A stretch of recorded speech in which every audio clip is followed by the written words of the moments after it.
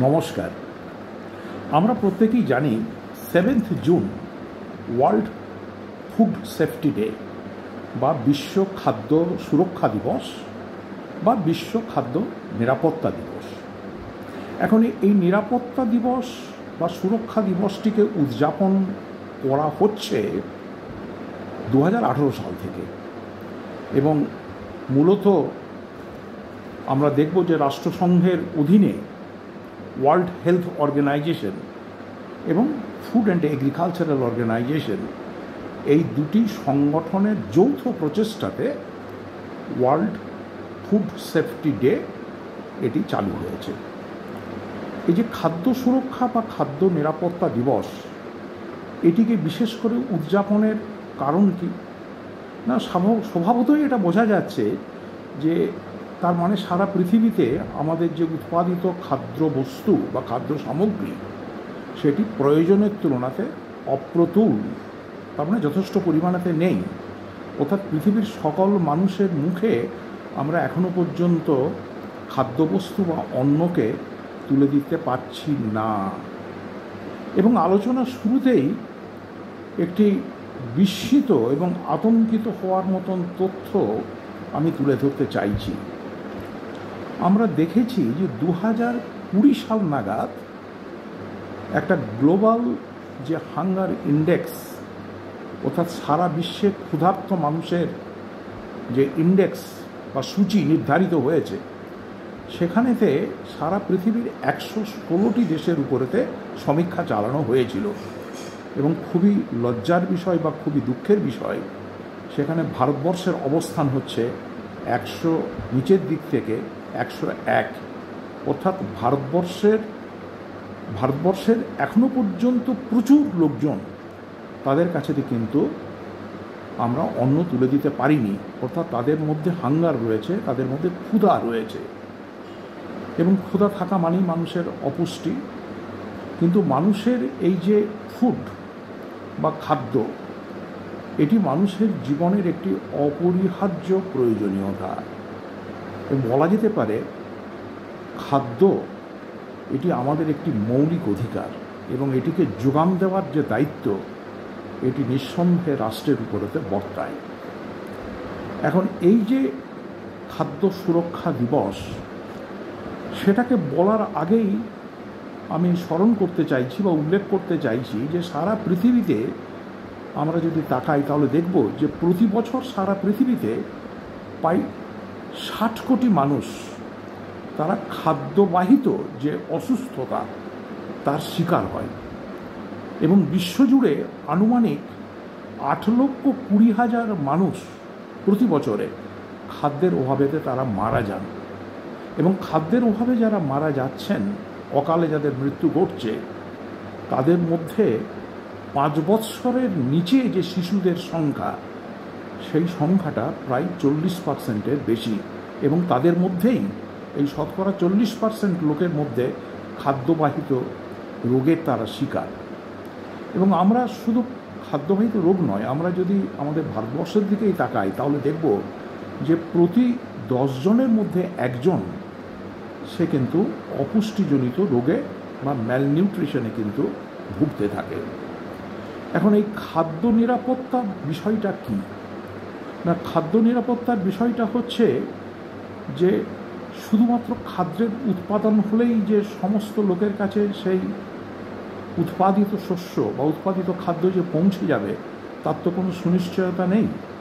সেই জন্য খাদ্য নিরাপত্তার মধ্যে মূলত যে জিনিসটা পড়ে, সেটা হচ্ছে খাদ্যের প্রাপ্যতা। অর্থাৎ খাদ্য আছে, মানুষ সেই খাদ্য সঠিক সময়তে পাচ্ছে কিনা। অর্থাৎ খাদ্যের প্রতিটি মানুষের অ্যাক্সেসিবিলিটি বা তার কাছে গ্রহণযোগ্যতা, সে অ্যাক্সেস করতে পারছে কিনা, খাদ্যবস্তু তার কাছে পৌঁছচ্ছে কিনা, এটাকে খুবই গুরুত্ব সহকারে বিবেচনা করতে হবে।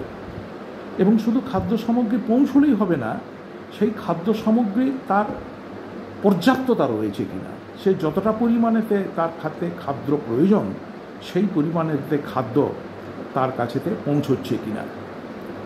আমরা প্রত্যেকেই জানি যে এই যে ফুড সেফটি, যেটাকে আমরা খাদ্য সুরক্ষা বা খাদ্য নিরাপত্তা বলছি, এটার উপরেতেই কিন্তু নির্ভর করছে মানুষের স্বাস্থ্য, এবং মানুষ যদি সুস্বাস্থ্যের অধিকারী হয় তাহলেই একটা দেশের যে অর্থনীতি তার যথাযথ বিকাশ সম্ভব।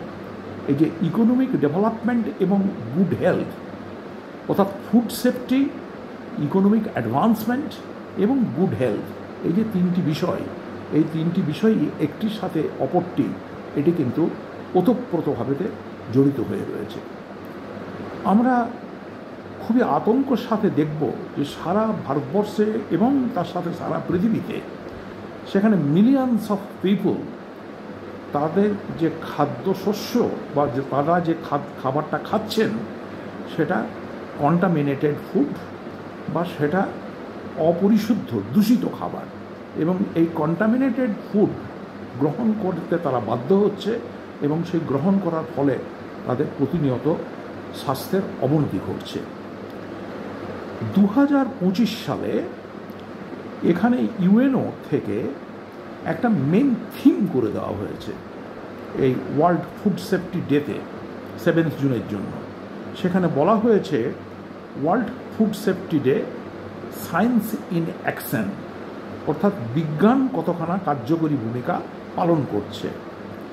এইটার মানে হচ্ছে যে বিজ্ঞান কিভাবে এই যে ফুড ইনফেকশনস বা ফুড কি বলবো সেখানে যে কন্টামিনেশন, সেক্ষেত্রে বিজ্ঞান কিভাবে কাজে লাগাচ্ছে, অর্থাৎ বিজ্ঞানকে বা প্রযুক্তিকে, বিজ্ঞান এবং প্রযুক্তিকে কাজে লাগিয়ে আমরা মানুষের কাছে সঠিক সময়েতে সুষম খাদ্যকে আমরা পৌঁছে দিতে পারছি কি পাচ্ছি না।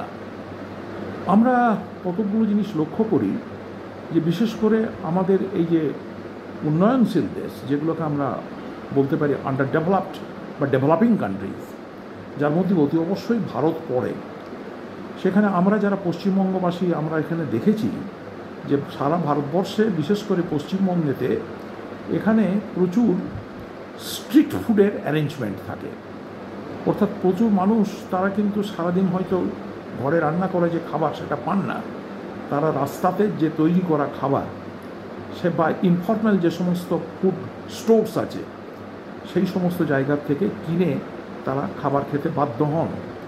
এবং এই যে স্ট্রিট ফুডস, এই স্ট্রিট ফুডসগুলো কিন্তু বেশিরভাগ ক্ষেত্রেই মোস্ট ইনহাইজেনিক, এবং সেখানেতে খাবার দাবারের যে নিউট্রিশাস ভ্যালু সেগুলোকে পরীক্ষা নিরীক্ষা করার মতন ব্যবস্থা কিন্তু আমাদের দেশেতে নেই। এবং আমাদের সারা ভারতবর্ষব্যাপী যেটা খুবই মহামারীর মতন একটা প্রকোপ দেখা দিচ্ছে সেটা হচ্ছে ফুড অ্যাডাল্ট্রেশন বা খাদ্যে ভেজাল। এবং এই খাদ্যে ভেজালের যে ব্যাপারটি এটি প্রতিনিয়তই কিন্তু উত্তরোত্তর সারা ভারতবর্ষে, আমি পৃথিবীর কথা বলতে পারছি না, সারা ভারতবর্ষে কিন্তু বৃদ্ধি পাচ্ছে। আমরা যেগুলোকে ফ্রেশ ফ্রুট বলি বা আমরা যে সমস্তগুলোকে আমরা বলতে পারি যে প্রকৃতির থেকে উৎপাদিত যে সমস্ত ন্যাচারাল ফ্রুটস, সেই সমস্ত ন্যাচারাল ফ্রেশ ফুডস কিন্তু আমরা পাচ্ছি না। সেখানে মাছ আমরা বাজার থেকে যখন কিনতে যাচ্ছি সেই মাছগুলোকে ফর্মালডিহাইড বলে যে সমস্ত রাসায়নিক সেখানেতে মাছে মিশিয়ে দেওয়া হচ্ছে। এবং আমাদের এখানকার যে ফুড প্রসেসিং সিস্টেম, সেই সিস্টেমগুলো খুব সায়েন্টিফিক নয়। এখানে হোটেলে খেতে গেলে দেখা যাচ্ছে, আমরা কিছুদিন আগেই কলকাতাতে আমাদের ধরা পড়েছিল বা লক্ষ্য করেছি, কলকাতার মতন একটা উন্নত শহরে সেখানে অনেক নামি দামি যে সমস্ত হোটেল, সেই হোটেলের ফ্রিজের মধ্য থেকে যে সমস্ত রেফ্রিজারেটরের ভিতর থেকে যে সমস্ত খাবার বেরিয়েছে সেই খাবারগুলো পচা খাবার, বাসি খাবার। এবং আরও দুর্ভাগ্যের বিষয়, ভাগাড় বলি, সেখানে যে সমস্ত পশুকে মরে যাওয়ার পরেতে মৃত পশুকে ফেলে দেওয়া হয়েছে সেগুলোকে সেখান থেকে সংগ্রহ করে সেগুলো বিভিন্ন হোটেলে বা রেস্তোরাঁতে তার স্বাদ চেঞ্জ করে মশলা সহযোগে সেগুলোকে খাইয়ে দেওয়া হচ্ছে। আমাদের যে ড্রিঙ্কিং ওয়াটার, অর্থাৎ খাদ্যের সঙ্গে আমরা যে জল গ্রহণ করি সেই জল কিন্তু পিউরিফাইড ওয়াটার নয়, ফ্রেশ ওয়াটার নয়। এবং সেটার বেশি জলের ক্ষেত্রেও আর্সেনিক সেখানে যুক্ত হয়ে রয়েছে। এখন এই ফুড অ্যাডাল্ট্রেশন এটা একটা ক্রনিক রোগের মতন কিন্তু সারা ভারতবর্ষে এটা কিন্তু বিস্তার লাভ করছে, এবং সেই জন্য ফুড সেফটি অফিসার থাকার কথা। এই যে সমস্ত ফুড সেফটি অফিসার যারা এই সমস্ত বিষয়গুলোকে তত্ত্বাবধান করবেন বা দেখবেন, তাদের সংখ্যা কিন্তু খুবই অপ্রতুল, এবং তার ফলে ধারাবাহিকভাবে এইগুলোর উপরেতে নিয়ন্ত্রণ করা বা নজরদারি করা এটা সরকারের পক্ষেও কিন্তু সম্ভব হচ্ছে না। এবং অনেক খাদ্য সামগ্রী রয়েছে যেগুলোকে প্রপার কোল্ড স্টোরে বা টেম্পারেচারকে কন্ট্রোল করে সেগুলোকে রাখার কথা। আমাদের এখানেতে যে সমস্ত কোল্ড স্টোরেজ, ফল রাখার জন্য বা আলু রাখার জন্য, মাছ রাখার জন্য, সেরকম proper cold storage, sufficient cold storage কিন্তু আমাদের কাছেতে এখনও পর্যন্ত নেই। এখন এখানে আমাদের মনে রাখতে হবে যে এই যে ফুড সেফটির কথা বলছি, খাদ্য সুরক্ষা বা নিরাপত্তার কথা বলছি, এই জন্য কতকগুলি বিষয়েতে মানুষকে কিন্তু সচেতন করে তুলতে হবে, এবং এই সচেতনতা বৃদ্ধির ক্ষেত্রে বিশেষ করে শিক্ষা প্রতিষ্ঠান, স্কুল, কলেজ, ইউনিভার্সিটি এবং বিভিন্ন যে এনজিওগুলো রয়েছে তাদের একটা গুরুত্বপূর্ণ ভূমিকা পালনের বিষয়টা কিন্তু উঠে আসে। এবং আমাদেরকে যেটা প্রচার করতে হবে সেটা হচ্ছে অধিক লাভের জন্য কৃষিতে যে অনিয়ন্ত্রিত যে সমস্ত রাসায়নিক দ্রব্য বা পেস্টিসাইডস ব্যবহার করা হয় সেটাকে নিয়ন্ত্রণ করতে হবে, এবং তার পরিবর্তে সেখানে জৈব সার বা প্রাকৃতিক সারের যে ব্যবহার কৃষিকাজেতে সেটাকে বৃদ্ধি করতে হবে, এবং সেখানে একটা স্মার্ট ফুড ট্র্যাকিং বা বিভিন্ন খাদ্য কীভাবে সেখানেতে প্যাকেজিং হচ্ছে, খাদ্য গ্রহণ করার আগেতে প্যাকেটের গায়েতে লেখা রয়েছে যে ফুড নিউট্রিয়েন্টসগুলো রয়েছে সেগুলোকে একটু সঠিকভাবে পড়ে দেখে নেওয়া, তার ওয়েট দেখে নেওয়া, তার এক্সপায়ারি ডেট দেখে নেওয়া, এবং সেখানে কি ধরনের যে সমস্ত মাইক্রো নিউট্রিয়েন্টস রয়েছে সেগুলো সম্পর্কেও আমাদের কিন্তু একটুখানি সাধারণ জনগণের মধ্যে একটা ধারণা থাকার প্রয়োজন আছে। এক কথায় সাধারণ যারা ভোক্তা তাদের মধ্যে সচেতনতা বৃদ্ধিটা কিন্তু খুবই জরুরি, এবং বিশেষ করে এই যে ম্যাল নিউট্রিশন বা আন্ডার যে নিউট্রিশন, সেই নিউট্রিশাস ফুডের যে অভাব সেটা বিশেষ করে শিশুদের মধ্যে এবং নারীদের মধ্যে এটা কিন্তু প্রকট হয়ে দেখা দিচ্ছে, এবং তার ফলে বিভিন্ন ধরনের এই যে খাদ্যদ্রব্য এবং তার সাথে অপ্রতুলতা এবং তার সাথে অপুষ্টিজনিত যে সমস্ত রোগ সেগুলো দিনের পর দিন কিন্তু বৃদ্ধি পাচ্ছে।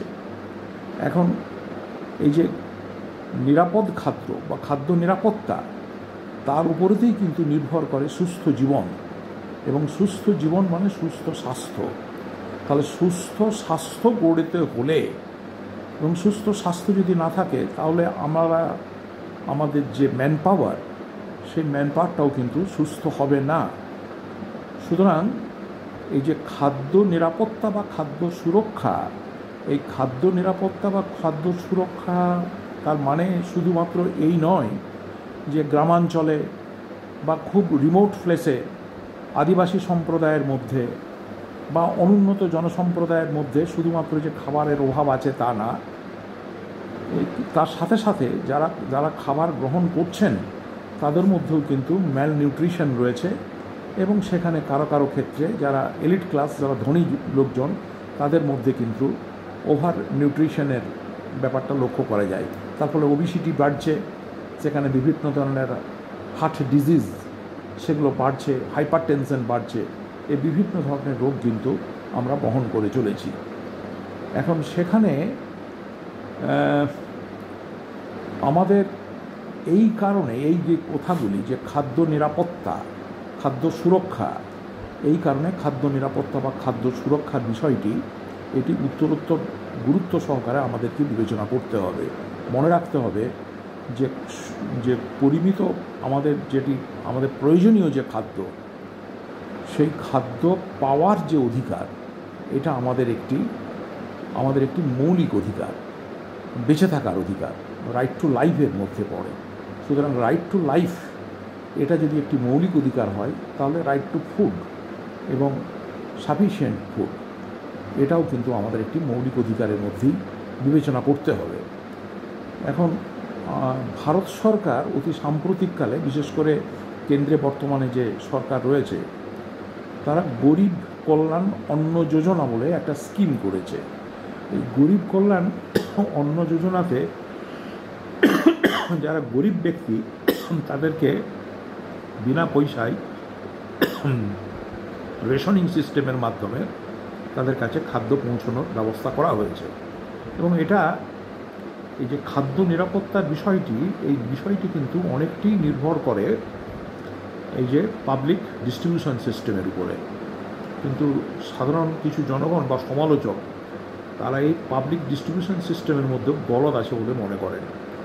সুতরাং পাবলিক ডিস্ট্রিবিউশন সিস্টেমটিকে আরও সায়েন্টিফিক করতে হবে, সেটির উপর নজরদারি রাখতে হবে এবং সরকারকে অধিক বেশি গুরুত্বপূর্ণ ভূমিকা পালন করতে হবে এবং দেখতে হবে যে যারা মজুতদার তারা যেন খাদ্যশস্যকে স্টোরেজে, যখন দেখা যাচ্ছে অনেক সময়তেই লক্ষ্য করা যায় যে খাদ্যকে তারা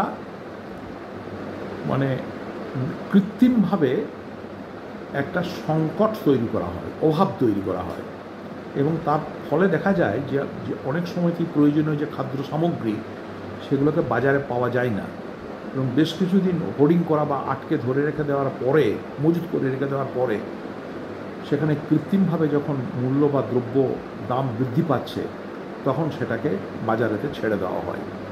সুতরাং এই খাদ্য নিরাপত্তার বিষয়টিকে সুনিশ্চিত করতে হলে এখানে রাজনৈতিক দলের যেমন একটা ইতিবাচক সদিচ্ছা থাকতে হবে, তেমনি যারা সাধারণ জনগণ তাদেরকেও কিন্তু সচেতন হতে হবে এবং এই খাদ্য নিরাপত্তাকে নিশ্চিত করার জন্য তাদেরও কিন্তু সক্রিয় সহযোগিতা এবং সমর্থনের প্রয়োজন আছে বলে আমি মনে করি। ধন্যবাদ জানাই। এই সামান্য কয়েকটি কথাবার্তা বলে আমি আমার বক্তব্য শেষ করছি।